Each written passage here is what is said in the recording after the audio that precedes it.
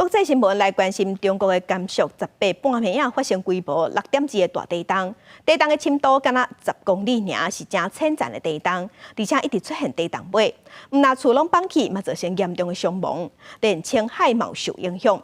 目前知影已经造成127个人过往，而且阁有超过700个人受伤。当地目前是零下10外度的温度。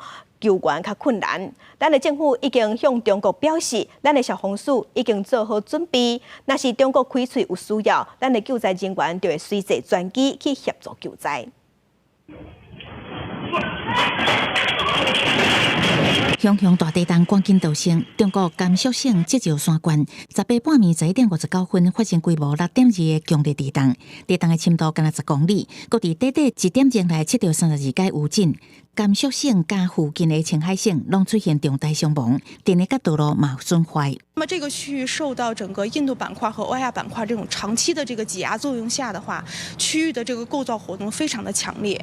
那么在这种挤压过程当中，发生这次逆冲型的这个地震也并不特殊。目前各地投入救灾，不过因为当地目前气温零下10外度，灾民第一时间走出来，赶紧穿羽绒衫，也有人披毯啊，为一个箍仔起火烘烧，嘛增加风险。经救援时间恐惊较无72点钟，救援队为这灾民搭天道，马上清会烧的一寡物资。另外，积石山当地的建筑大部分拢是土木砖烧烂的木质结构，抗震性较差，嘛地势损坏更较严重。村子的受灾情况就如大家所见，另一方面呢，就是受前期这个寒潮以及强降温的影响，所以呢。